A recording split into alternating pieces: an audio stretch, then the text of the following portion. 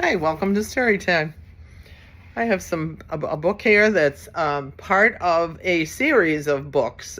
The Sour Grape I've done already, and this is by Jory John and Pete Oswald, and it's The Big Cheese. Let's see what this guy's all about. They call me Cheese. The Big Cheese. Oh, say it with me, please. The Big Cheese. Ta-da! You'd better believe it. He is Big Cheese. That's right, folks. I'm the biggest, cheesiest piece of cheddar around. I'm really something to behold. Take a good look at me. Are you seeing what I'm seeing?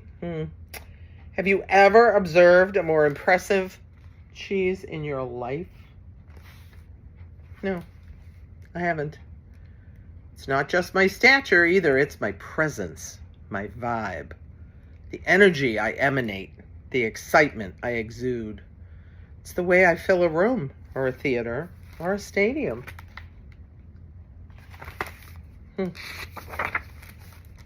Wherever I go, I cause a fuss. Heads turn, jaws drop. Gasps are audible. That's why they call me Cheese. Oh, say it with me, please. The Big Cheese. Ta-da! You better believe it.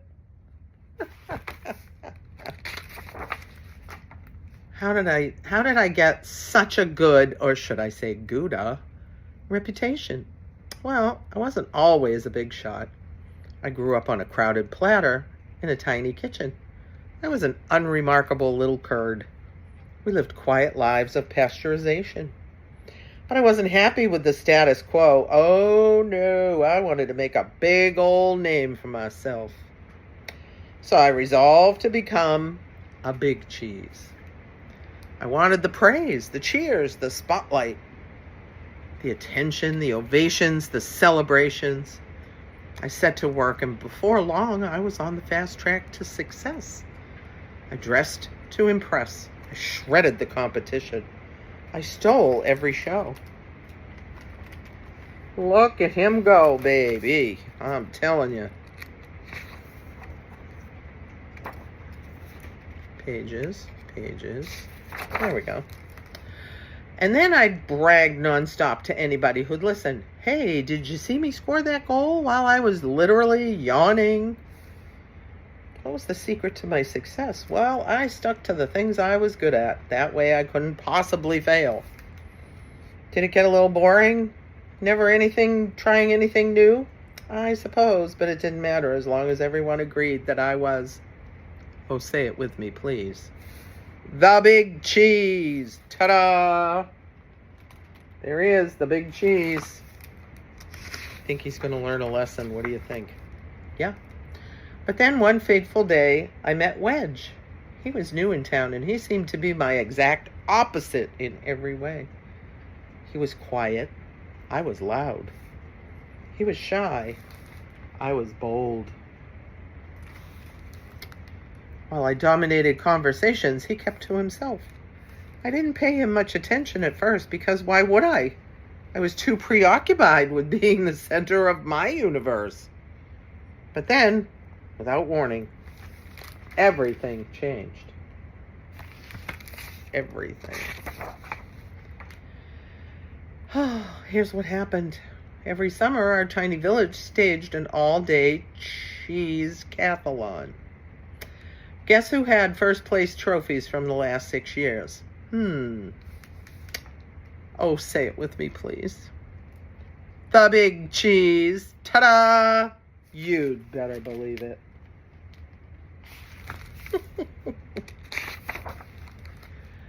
This year's opening ceremony started at 5 a.m. sharp. I was fully primed and prepared to prevail.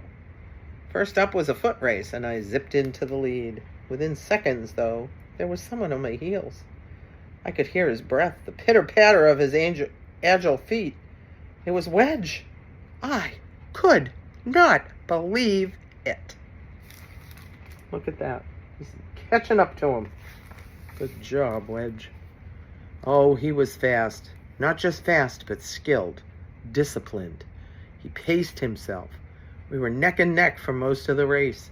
But when I slipped on a rogue pebble, Wedge swerved, sped up, and beat me by a nose. A cheese nose. There you go. He beat him. Oh my goodness.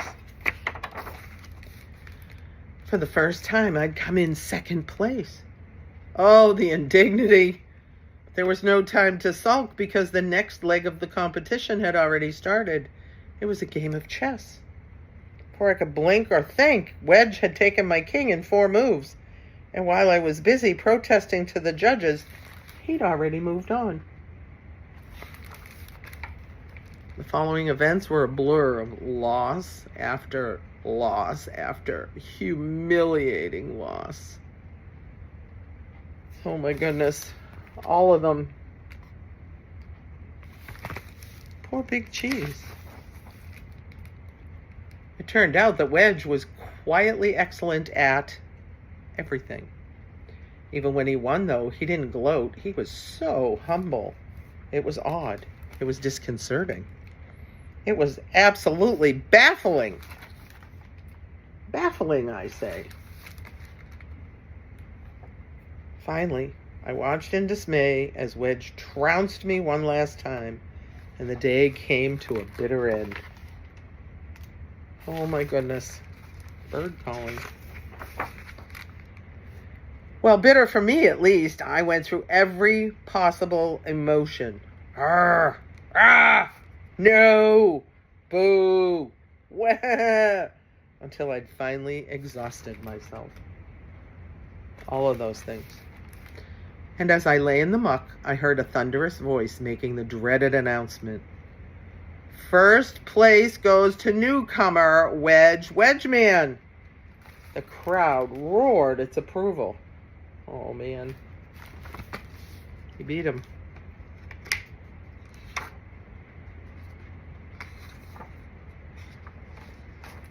What had just happened was honestly hard to fathom.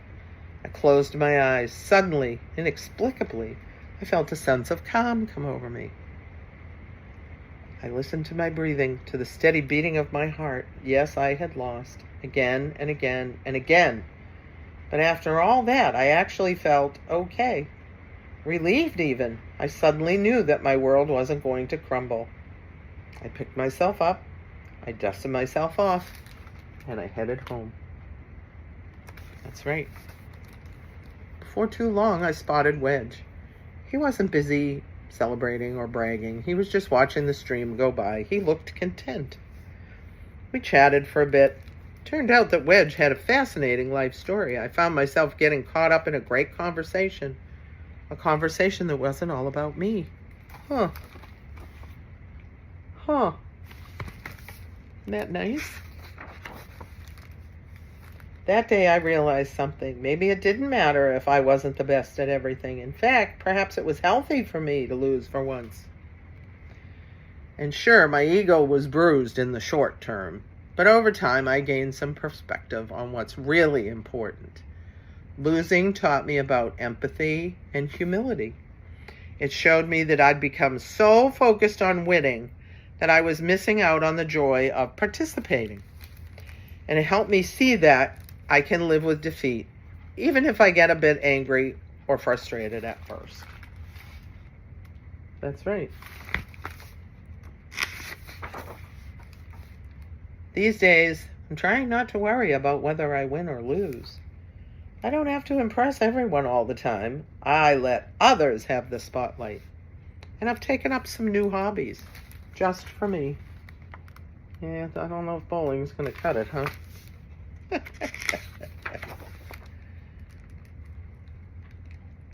Yes, I'm trying to be a better wheel of cheddar. So now, when I brag about something, well, I mostly brag about my friends. Whoa, did you see that? What a move! Because it turns out that anyone, from a crumb of gorgonzola to a fleck of feta to an unassuming wedge of brie, can be.